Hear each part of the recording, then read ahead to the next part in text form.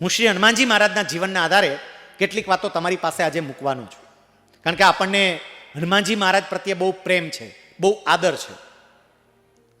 હનુમાનજી મહારાજ જ્યારે માતા સીતાની શોધ કરવા માટે જાય છે અને આખી યાત્રા દરમિયાન જે કંઈ પણ ઘટનાઓ બને છે ને મિત્રો, આ બધી જ ઘટનાઓ પર જો આપણે વિચાર કરીએ, મહારાજા સુગ્રીવે મા સીતાની શોધ કરવા માટે પોતાના વાનરોની અલગ અલગ ટીમ બનાવી અને દરેક ટીમને અલગ અલગ દિશામાં મોકલી, ત્યારે હનુમાનજી દક્ષિણ દિશામાં ગયેલી ટીમના એક સામાન્ય સભ્ય હતા. કદાચ તમને ખબર હોય કે નહીં, હનુમાનજી એ ટીમના લીડર નહોતા, ટીમના લીડર અંગદ હતા. હનુમાનજી તો એના એક સામાન્ય સભ્ય હતા. અને એ ટીમ દક્ષિણ દિશામાં જ્યારે આગળ વધી ત્યારે સંપાતિ સાથે એ ટીમનો સંપર્ક થયો. સંપાતિ એટલે જટાયુના ભાઈ, અને જટાયુ એટલે રાવણમાં સીતાને લઈને જ્યારે જતો હતો એ વખતે માં સીતાને રાવણથી બચાવવા માટે પોતાના પ્રાણની આહુતિ આપી એ પક્ષી, અને એના ભાઈ એટલે આ સંપાતિ. સંપાતિ પાસે દિવ્ય દ્રષ્ટિ હતી, એ દૂરનું જોઈ શકે. એટલે સંપાતિએ પોતાની દિવ્ય દ્રષ્ટિ દ્વારા જોયું કે માં સીતા અત્યારે લંકામાં છે, અશોક વાટિકામાં છે, અશોક વૃક્ષ નીચે બેઠા છે. એમને બધું જોઈ લીધું. આ વાનર ટીમને આખા સમાચાર આપ્યા કે જો તમારે સીતાજી સુધી પહોંચવું હોય તો સમુદ્રની વચ્ચે આવેલા ત્રિકૂટ પર્વત પર બનાવેલી આ લંકા નગરી સુધી તમારે પહોંચવું પડે. પૂછ્યું કે અંતર કેટલું? અને એ વખતે સંપાતિ જવાબ આપે છે કે 100 યોજનનું અંતર તમારે કાપવું પડે. મિત્રો, એ વખતે બધા વાનરો ત્યાં બેસે છે, ચર્ચા કરે છે કે હવે આ 100 યોજનનું અંતર આપણે કાપીશું કેવી રીતે, કોણ પહોંચશે? એક પછી એક વાનર ઊભો થાય. ઊભો થઈને પોતે વાત કરે, જો હું પ્રયત્ન કરું ને, મારી પૂરી તાકાત લગાવું ને, તો શક્ય છે કે કદાચ હું 20 યોજન જેટલું ઉડી શકું, એટલે દૂર જઈ શકું. બાકીના બધા તાળીઓ પાડે અને તાળીઓ પાડીને એને વધાવે. વળી બીજો એક વાનર ઊભો થાય, એવું કે હું પ્રયત્ન કરું તો હું 50 યોજન સુધી પહોંચી જાઉં. ફરી પાછી તાળીઓ પડે. ત્રીજો વાનર ઊભો થાય, એ કે હું પ્રયત્ન કરું હું તો 80 યોજન સુધી પહોંચું. ફરી તાળીઓ. અંગદ પોતે ઊભા થયા અને એવું કહે છે કે હું જો પ્રયત્ન કરું ને તો હું 100 યોજન કૂદી શકું, ત્રિકૂટ પર્વત પર લંકા સુધી પહોંચી શકું. પણ પાછો આવું કે કેમ એ નક્કી નહીં, કારણ કે રાવણનો દીકરો અક્ષકુમાર જો મને મળી જાય તો મારી શક્તિઓ ક્ષીણ થઈ જાય, તો કદાચ પાછો ન આવી શકું. આ બધા વાતો કરે, અને જ્યારે વાતો કરે ત્યારે બાકીના વાનરો તાળીઓ પાડે, અને બીજા તાળીઓ પાડતા હતા ને એની સાથે હનુમાનજી મહારાજ પણ તાળીઓ પાડે.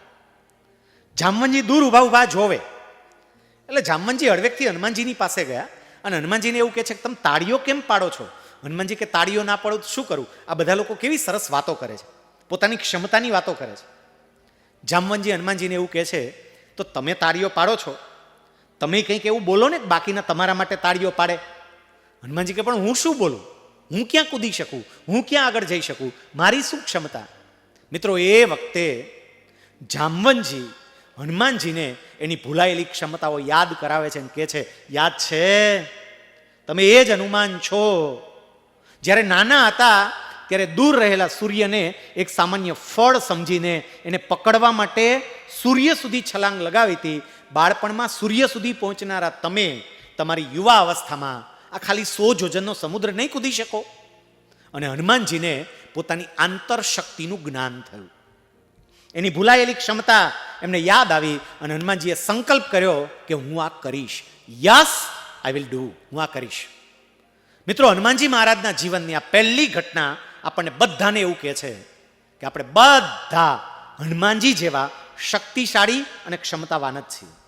પ્રત્યેક વ્યક્તિની અંદર હનુમંત શક્તિ છે અને છે જ. વિદ્યાર્થી, તમે યાદ રાખજો, તમને ટકા આવતા હોય તોય ભલે અને ટકા ન આવતા હોય તોય ભલે, તમે ડાયા હોય તોય ભલે અને તમે તોફાન કરતા હોય તોય ભલે, તમે વર્ગમાં શાંતિથી બેસી રહેતા હોય તોય ભલે અને તમે ઉછળકૂદ કરતા હોય તોય ભલે, તમે વાંચતા હોય તોય ભલે અને તમે ન વાંચતા હોય તોય ભલે, હનુમંત શક્તિ તમારામાં છે અને છે જ. પણ આપણને આપણી એ શક્તિનું જ્ઞાન નથી, આપણને ખબર જ નથી કે મારામાં શું શક્તિ છે.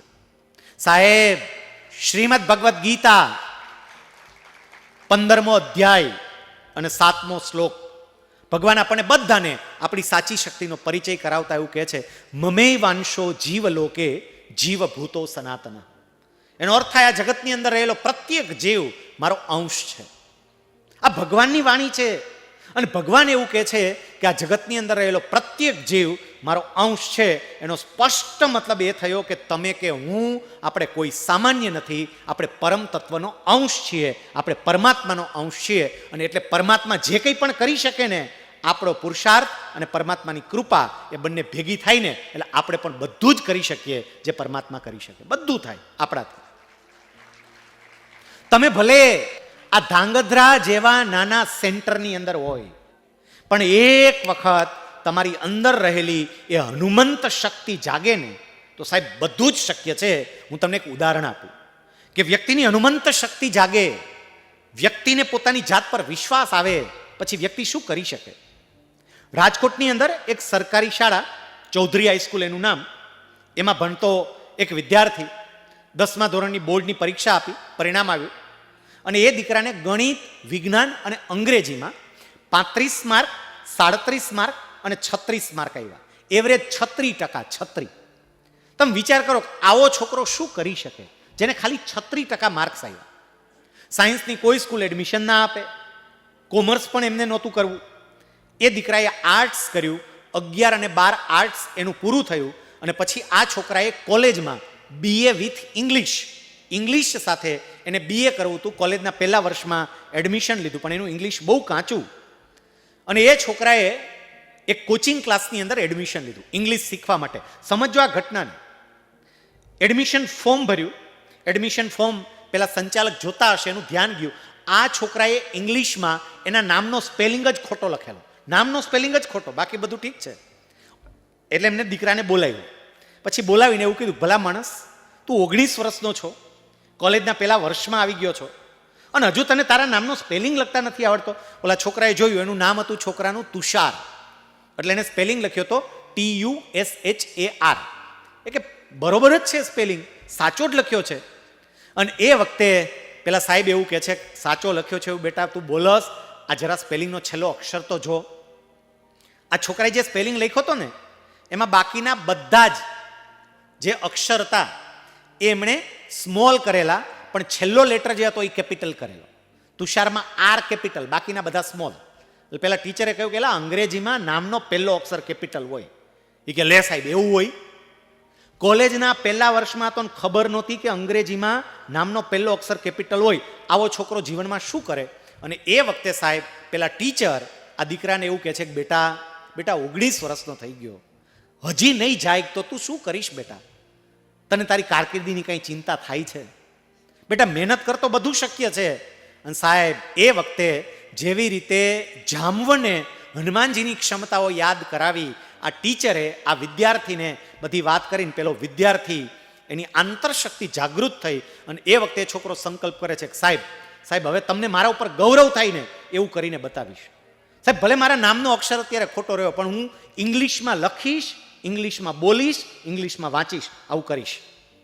સાહેબ એ છોકરાએ પોતાનું BA પૂરું કર્યું, MA પૂરું કર્યું, BEd કર્યું, ટીચર પણ બન્યો અને પછી એ છોકરાએ એક સંકલ્પ કર્યો કે મારે UPSCની પરીક્ષા આપી અને IAS ઓફિસર થવું છે, કલેક્ટરના પદ પર પહોંચવું છે. સાહેબ એમણે તૈયારીઓ ચાલુ કરી.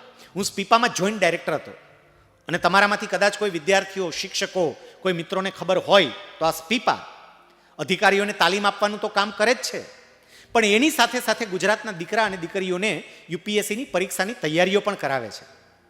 આ વિદ્યાર્થીએ સ્પીપામાં એડમિશન લીધું, તૈયારીઓ કરી. શરૂઆતના તબક્કે એ નિષ્ફળ પણ ગયો, પણ એક સમય એવો આવ્યો કે આ દીકરાએ આપણા ભારત દેશની સૌથી અઘરામાં અઘરી ગણાતી આ UPSCની પરીક્ષા પાસ કરી. એ છોકરાને IAS કેડર જ મળી અને જે છોકરાને 10મા ધોરણમાં માત્ર 36% હતા, જે છોકરાને કોલેજના પહેલા વર્ષ સુધી પોતાના નામનો સ્પેલિંગ લખતા નહોતો આવડતો, પણ એક શિક્ષક જામવન બની અને એના જીવનમાં આવ્યા, તો આજે એ જ દીકરો જેનું નામ છે તુષાર સુમેરા અને ભરૂચની અંદર કલેક્ટર તરીકે એની સેવાઓ આપે છે. ભરૂચમાં કલેક્ટર છે. અને સાહેબ કલેક્ટર કેવા, હમણાં થોડા સમય પહેલા આપણા વડાપ્રધાન માનનીય નરેન્દ્ર મોદી સાહેબે દેશના બેસ્ટ કલેક્ટરોને યાદ કર્યા ત્યારે એમને તુષાર સુમેરાને યાદ કર્યા હતા. કારણ કે એમને ભરૂચની અંદર જે કામ કર્યું છે, અદ્ભુત કામ એ વ્યક્તિ ત્યાં કરી રહી છે. મારે કેવું છે એ જ ક્ષમતા તમારા બધામાં છે, પણ આપણને આપણી જાત પર જ વિશ્વાસ નથી હોતો. સ્વામિનારાયણ ભગવાન વચનામૃતમાં એવું કહે છે કે જે પોતાની જાતને જાણતો નથી એ મૂરખમાં મૂરખ છે, ઘેલામાં ઘેલો છે. મારા તો કેટલી બધી અલગ અલગ પદવીઓ આપે છે. જે પોતાની જાતને જાણતો નથી એ મૂરખમાં મૂરખ છે. અને પોતાની જાત એટલે આમાં ઘણી કે લે સાહેબ, અરે મને મારી જાતની ખબર જ હોય ને સાહેબ, પટેલ પટેલ, અમે પટેલ સાહેબ, અમે વાણિયા, એ વાત નથી. પોતાની જાત એટલે પોતાનું સાચું સ્વરૂપ. તમે બધા અનંત શક્તિઓનો ભંડાર છો, આ સમજજો. આ માત્ર ને માત્ર પેલી હવા ભરવાની વાત નથી. આમાં ઘણા એમ હોય કે આ મોટિવેશનલ સ્પીકર એટલે શું ખબર છે? એ વાતો જ મોટી મોટી કરે, એનું કામ જ એ હોય. મોટી મોટી વાતો કરે, બરોબરની હવા ભરે. આ હવા ભરવાની વાત જ નથી સાહેબ. જે વ્યક્તિઓને પોતાની જાતનો પરિચય મળ્યો ને એ વ્યક્તિઓએ અદ્ભુત કામ કર્યાના ઢગલા બંધ દાખલાઓ છે. અને એટલે સૌથી પહેલામાં પહેલું મને મારી જાતનો પરિચય થવો જોઈએ. તમારી જાતનો પરિચય ક્યારે થાય ખબર? તમારી આજુબાજુ જામવન જેવી વ્યક્તિ હોય તો. હનુમાનજી મહારાજનો આ પ્રસંગ આપણને એ પણ કહે છે કે આપણી આસપાસની વ્યક્તિ અને વિચારો હંમેશા હકારાત્મક અને પોઝિટિવ રાખવા. મિત્રો, તમે અહીંયા ગુરુકુળમાં રહીને અભ્યાસ કરો છો અને અહીંયા ગુરુકુળમાં રહીને અભ્યાસ કરો છો. તમારા કેટલાક રૂમ પાર્ટનર હશે, કેટલાક તમારી આસપાસના વિદ્યાર્થીઓ હશે. બે પ્રકારની ઉર્જા હશે, સમજો. હકારાત્મક ઉર્જા પણ હશે અને નકારાત્મક ઉર્જા પણ હશે. કેટલાક વિદ્યાર્થીઓ એવાય હશે કે જે નકારાત્મક ચાવી ભરતા હશે, અહીંયા રહેવાય જ નહીં, બરોબર મજા જ નથી આવતી, બહાર જો બધા મોબાઈલમાં કેવા જલસા કરે છે, આપણે જ અહીંયા હલવાઈ ગયા છીએ. નકારાત્મક ઉર્જા પણ હશે, સમજો. પણ જેને પોતાની આંતર શક્તિઓને ઉજાગર કરવી છે ને એને હંમેશા હકારાત્મક ક્ષમતાઓની પાસે જ રહેવું. તમારી આસપાસના તમારા મિત્રો એવા હોવા જોઈએ કે જે તમારી અંદર રહેલી હકારાત્મક બાબતને બહાર કાઢે.